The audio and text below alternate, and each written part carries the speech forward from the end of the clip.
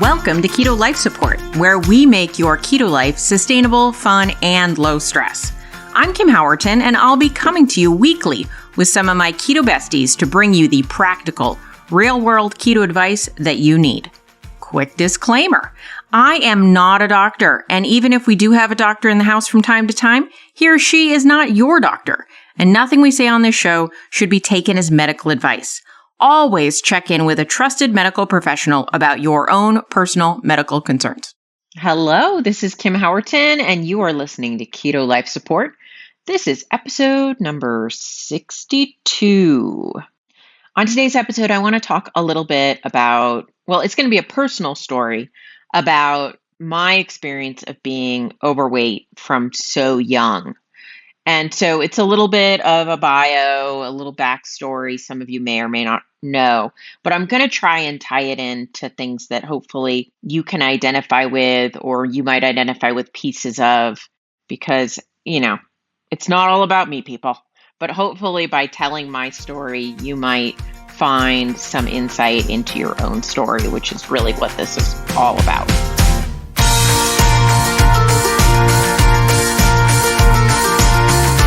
So my weight issues began really early, and my weight issues are hopelessly entangled with mental health issues. It's a little bit of a question mark about which came first in certain ways, and I think they're very related in the way that I used food, a self-medication tool, but I also think there were other underlying issues. It's all very, very messy. I've talked some about my later experience in going keto, but I'm not sure if people know sort of my original story. So I grew up in a family where everybody seemed to, my immediate family anyway, and much of my extended family had a bit of a struggle with weight in their early life. Both of my parents were, relatively average to lean adults. So in my experience of them, they were not very heavy, though my mother thought she was, but I digress. But they were, very healthy weight people, if you could use such a phrase at all. But they had both been overweight preteens into the teen years, and then sort of had a transformation during their teens. And I have an older brother who was also a very overweight child, and he made a transition in his later teen years to being sort of a normal. I say normal, what does that even mean? But objectively, the average person would not, when I say normal weight, I just mean, or healthy weight, what I'm referring to here is that the average human would look at that person and say that is not an overweight person. I know it's very subjective. And so, there was this normal sort of history. And I had my first sort of realization that I had a weight struggle of some kind. I believe I was 7. I might have been 8, but it was right around that 3rd grade area. And because my older brother is 4 years older than me, he had already sort of fallen into the struggling with his weight.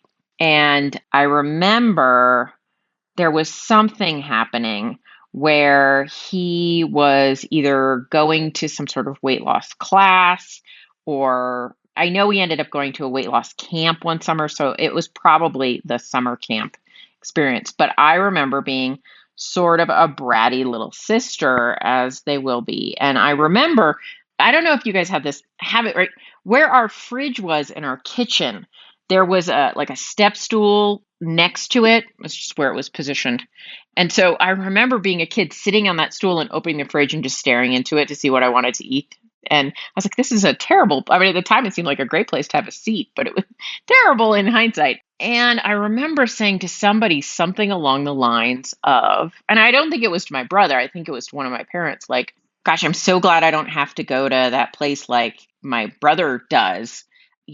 And I remember at the time, this person saying, well, but it doesn't hurt to be careful, and it was like a switch flipped in me. And I remember the seat I was sitting on. I was wearing shorts. So it must have been the summer, right? I was wearing shorts. And it was one of those seats that's like covered in that like plasticky material. And I remember standing up and feeling my thighs sort of stick to the plastic as I stood up. And I remember having this feeling like, oh my gosh, my thighs are like, I remember being really conscious of it. My thighs are so fat. And it was just like this instant shift to feeling from like a person that doesn't worry about their weight to somebody that does. And it's so strange, just this moment. In hindsight, looking back before then, I was sort of food obsessed. I was a food obsessed little kid. So the food stuff had begun even before this, but that was the moment of sort of a fat person identity started. Because I remember my parents used to have to hide the bags of cookies from me. Like we had, a pantry. I remember I'd go into it and I would just eat the cookies. And the cookies would be gone. And my dad was like, "Where are the cookies? I want some cookies after dinner." And they were gone because I'd eaten them. So, I certainly would steal, it wasn't, I guess steal is the wrong word. I would go in and help myself to whatever cookies to the point where, yeah, my parents used to hide them. And then I used to try and find them. I didn't have the feeling, though, at the time they were trying to hide them from me to keep them from me, but literally to keep some for themselves because I would just clean them out. Anyway, but from kind of that point forward of that time in the summer when I sort of switched over into thinking, oh gosh, I should watch it. I should watch that I'm eating too much. I should watch that I'm fat. There was just a battle that started within me around food and weight. And I have no idea. I can look back and see pictures of myself, and I was maybe a little chubby, but, kind of that way that kids are where I was tall. I looked 2 years older than I was. And there were times at which I would get a little pudgier and then I would grow a few inches and I would lean out a little bit. So it would go kind of back and forth like that. But I did have a kind of a kid, one of those bigger bellies. This was 40-ish years ago at this point, maybe 37. And so, times have changed. At the time, I was heavy for a kid, compared to what I see more often now. I was on the thinner side, but, at the time in the 80s, kids were not as big and I was a little bigger of a kid. I was bigger and I was, objectively a little bigger. And I remember a few years after this, but still while I was in elementary school, seeing a file from my pediatrician's office and the word obese was used. And I remember being just devastated by that. So from about 8, I guess, on, it was just a constant struggle with me wanting to eat, eating, feeling out of place, feeling out of sorts. And then the next year, so within about 6 months of this experience, I remember being fairly deep into binging at that point. I would come home from school and, an after school snack was pretty normal, but I would eat like an entire dinner's worth of food right at when I got home from school. And then I would eat dinner again. And in that same year, I developed a really severe depression problem. And like I said, this is where I don't know what led what was running what, but I fell into a fairly deep depression that year. And that coming home from school and sticking my head in the fridge was this relief from feeling the feeling I had all day long of not being good enough, being a disappointment, just being anxious, and just this overwhelming feeling of sad that I couldn't figure out how to escape from, except the food seemed to help. And I really struggled. And from that point forward, there was just this constant push pull battle between wanting to not be in the body I was in and at the same time not wanting to stop eating. And there were like attempts of diets. My family would try to, bribe me, like, if you lose weight, we'll get you a new wardrobe, like trying, like that would motivate me. Um, and I, ended up going pretty much through my teen years. I would like go to Weight Watchers. I had a friend. We went to Weight Watchers together, and I would experience times when I lost a little bit of weight, but pretty much it was up and up and up. But at the same time, like in hindsight, looking back, I thought I was enormous. I was probably a size 14 in high school, and then at times a 16. And I'm 5'9", so just as context. And I was 5'6" by the time I was in the fourth grade. So I've been very tall. But I was, objectively more than I wanted to be and more than potentially I felt like I should be. So I went away to college, and in the later half of my freshman year, I decided I was going to, get on top of this situation.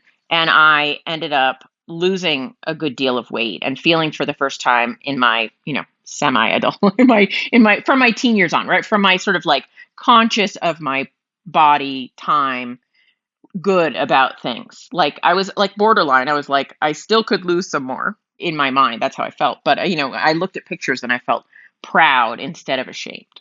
And it was a really interesting experience that I didn't quite know how to handle. And unfortunately, the next year, I ended up in kind of a situation where I fell into another depression. And again, the eating started to really self-medicate and to feel better. And I went deeper and deeper down that hole. And so by the time I graduated from college, I was well over 200 pounds. And from that point until the last few years, it was the last time I was under 200 pounds, basically. So, it was the start of a long time. And, some of the things that I wanted to bring up rather than just give like an overview, I feel like, which I just did, is that one of the things that came up for me in the training I got, essentially, I, trained myself around food, was the constant feeling of not being enough, and at the same time of just being far too much, and just constant awareness of how unacceptable I was. That I couldn't control myself was a constant point of shame. And because I was in this constant struggle of shame, I learned to constantly lie. So I was always trying to hide how ashamed I was. And I was also always trying to hide how much I was eating. I mean, in hindsight, it's silly, right? People could see, what I was doing. At least they could see the outcome of how I was living. But I thought if they couldn't see the wrappers and they couldn't see me putting food in my mouth, that I could get away with it. And so I would hide eating. I would eat in secret. I would do all of those things. And it essentially trained me how to just constantly be a liar. And then that took a huge toll, right? Because if you're a reasonably normal person, in terms of not being a total sociopath, lying bothers you. But when you feel like you have a secret to hide all the time, and that secret is that you're fat, which isn't really a secret, but you just want to obscure as much evidence of it as possible, it does something where you're just lying to everybody, including yourself, about what you're doing. And this was my experience. And so untangling even that took a lot of work to start to be able to be honest about what I was putting in my mouth and how I was treating my body, because it wasn't just that I was ashamed for people to know, I was ashamed to acknowledge, what was going on.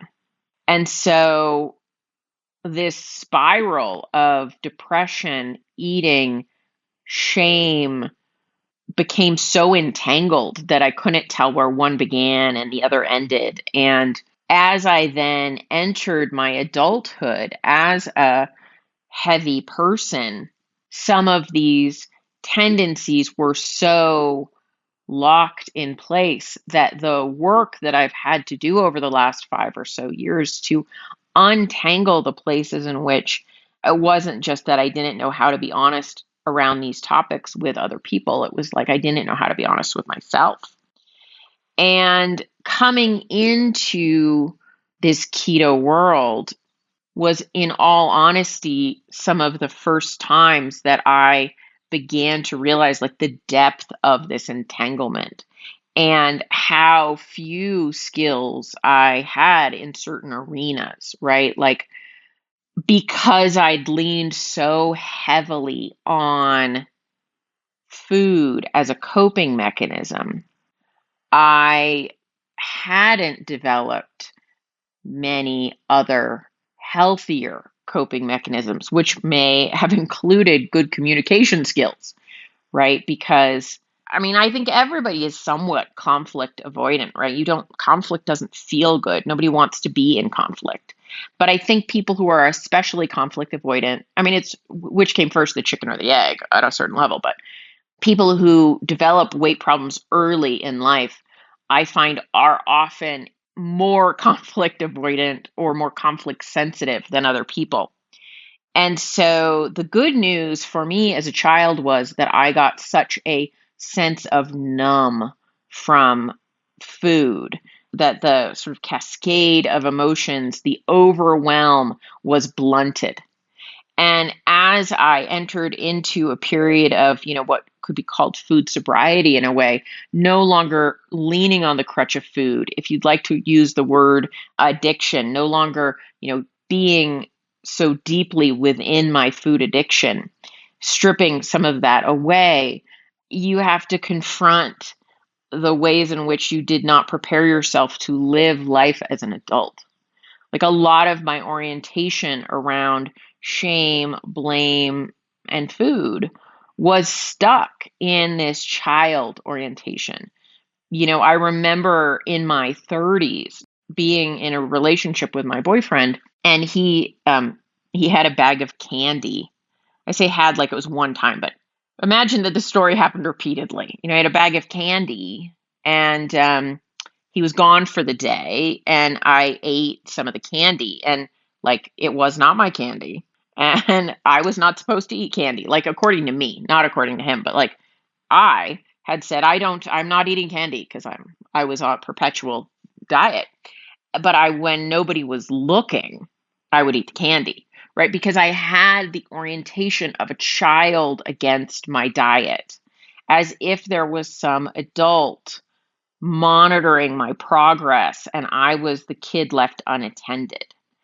And I would eat the candy and at first, right? At first it was, I'll have a piece or two. No one will be able to tell a piece or two is missing. He doesn't count his candy, and the candy bag is relatively full. One or two pieces of missing candy, no one will ever notice. And I would eat one or two pieces, and then I would eat another one or two pieces, and then I would eat another. And by the time half the day had gone by, I would become aware that the amount of candy that had found itself missing from the bag was so much that it was obvious that I had eaten like a third of the bag of the candy, or maybe a half of the bag of the candy. And I would then panic because I couldn't admit that I had eaten the candy. Like I didn't want him to know. And again, this is preposterous because like he lived with me. He knew what I looked like. It was pretty likely I was eating the candy. Then I would have to scheme how to replace the candy. And of course, I couldn't just take the half-eaten candy bag and replace it with a fully eaten candy bag. So I would have to like open the new bag of candy that I went out and got, and hopefully I could find the same candy, right? Like they weren't out of that at the store. I have to find the candy. I'd have to open the new bag of candy and like fill his bag of candy to the amount of candy that I think I remembered being in the bag, and then I would have to hide the remaining candy, which of course I would later eat, somewhere where he wouldn't see it, and then I could pretend that this all hadn't happened. And like I wouldn't think about the fact that I was like perpetuating a complete lie to this person that I'm supposed to be incredibly close to, because it was not about them and that I couldn't tell them the truth. It was that I couldn't admit the truth to myself, and I could not deal with the shame of what I had done. And this was as a fully grown adult, but I was operating like a child. I was operating in the mindset that I developed as a kid when I hid, the food that I was eating so that no one would know what I was doing. with this stupid pretense that that people didn't know.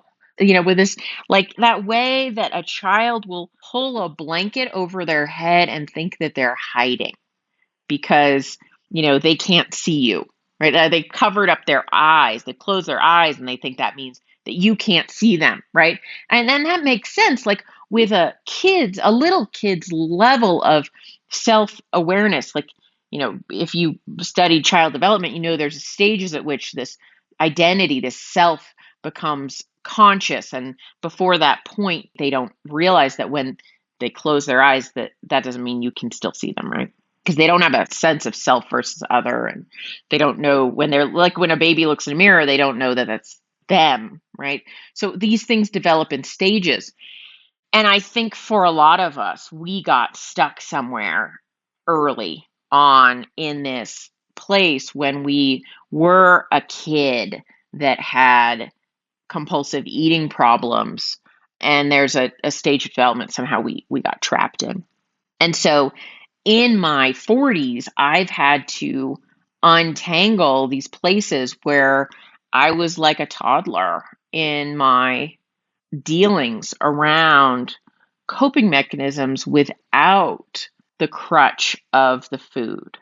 And I think for a lot of us, there's all sorts of different people and different ways. And I'm not saying that what I experienced is identical to what everyone else experiences at all.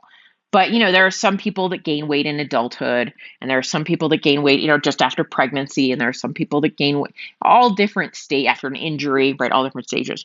But I think there's a depth of struggle within the people that have been in a struggle with their weight since they were a child that means that the work to unpack the emotional aspects, like the physical stuff, is highly variable from person to person, but across the board, the physical stuff is minor compared to the mental stuff.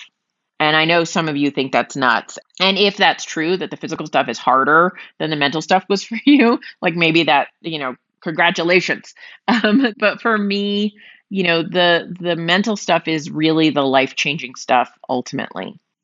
And so for a lot of us who experienced weight struggles in our early life, in our childhood, in our elementary school years, before we really had a developed sense of self, in our body, in our adult body. And it doesn't matter whether you were objectively 5 pounds overweight or 50 pounds overweight or 100 pounds overweight. It's more, I think, about your orientation to your weight and your mental framework that develops around it. And we all, have different boundaries, different trigger points. And so it's more about your mental, emotional association, I think, with your body and your weight and your relationship with food than it is about any specific number on the scale. I certainly have had many clients who experience very similar relationship issues with food and their body, who no one, if you look at a picture of them, many people would not even identify them as someone who had a quote unquote weight problem, but they thought they did, right? And so it's much more about perception than it is about some number to hit, some tipping point on the scale. But I think those of us that experience this orientation in childhood have an incredible opportunity that keto or not, it doesn't have to be keto, but making this transition to developing a healthy relationship with food, with your body, with honesty, with dealing with the shame, all of these things is an opportunity for an incredibly life transformative experience. And I don't know that everyone was ready for that when they decided I got to lose these 20 pounds or whatever, fill in the blank. And more often than not, that deeper work is just so life-changing that it's totally worth doing. And it's also a commitment that you have to take on. And so I just wanted to put this out there in case any of this resonated with you. It's probably not the only time I'm going to talk about, any of these issues, but I wanted to go through the story to give you some framework that maybe might ring true for you as well. So thank you for joining me today on this little retrospective of my childhood weight issues, and I will see you next week. Thank you so much for joining us for this episode of Keto Life Support. Want more information? Want show notes? Want to suggest a topic? Just head over to ketolifesupport.com. That's where all that kind of thing can go on. By the way, I have a request. If you could go to your podcast host and hit subscribe, we would really, really appreciate it. And what would be even more awesome is if you could write a review. And what would be even more awesome than that is if you could write like a really flattering review. Just asking, you do you. All right. So thanks so much for joining us. I'm thrilled that you're part of the Keto fam. Talk to you soon. Bye-bye.